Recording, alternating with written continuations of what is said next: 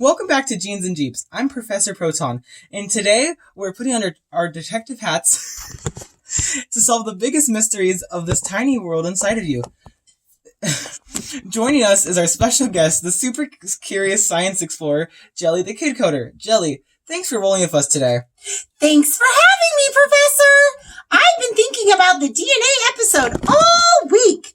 It's like a secret code, but it seems really tricky to use. That's right. You sent in some fascinating questions, and we're dedicating this whole drive to answering them. Let's start with your first puzzle, which was the biggest challenge a cell faces. Jelly, you asked, how does the cell read the DNA when it's all wrapped up tight in those little sausage-like bundles we call chromosomes? If the DNA is a super long twisted ladder, how does it avoid getting into a gigantic, unusable knot?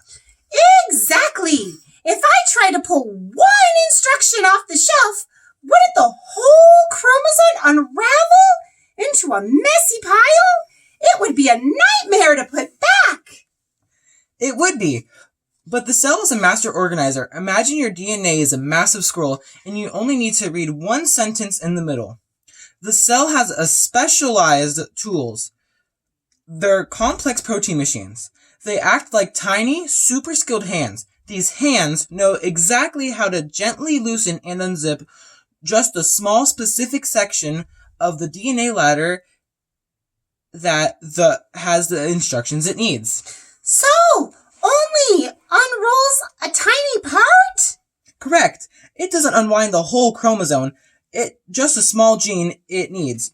Then once the instructions are copied into a temporary piece of the message material, those helper proteins carefully coil the DNA right back into its neat, compact shape.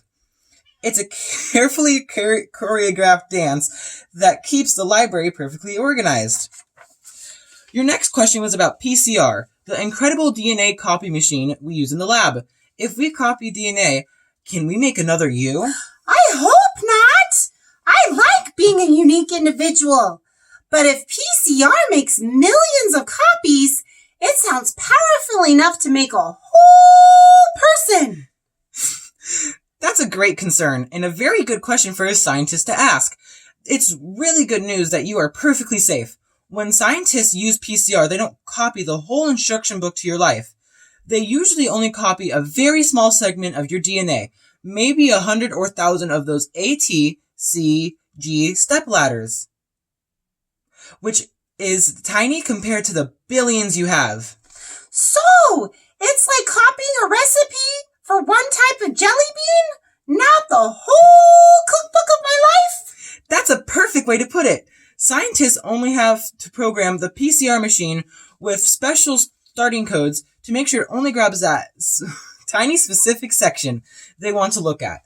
We copy these small bits to compare them, like matching tiny pieces of a puzzle from a mystery scene, not to create a whole new living thing. To make a whole new organism, you would need the entire DNA instruction set and a whole living cell with its other parts ready to go.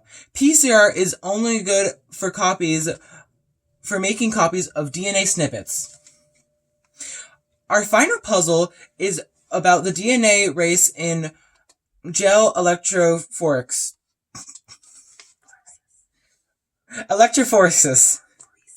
What? Phoresis? Gel phoresis. Gel electrophoresis. Say it. Gel electrophoresis. Thank you. You asked, why does the electricity make the DNA move, and how can we see the winning and losing runners in the jelly? Why does the electricity even grab the DNA in the first place? And the jelly part sounds sticky. That squishy tray is called gel, and it acts like a sieve.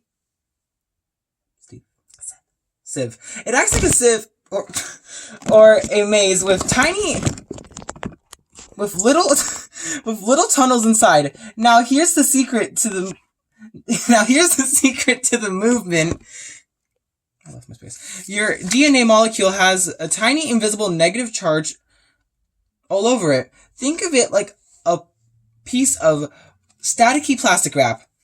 Oh, so it has its own built-in battery power? Sort of. When we run electric current, we put the negative end where the DNA starts and the positive end at the finish line. We know that in electricity, opposite charges attract.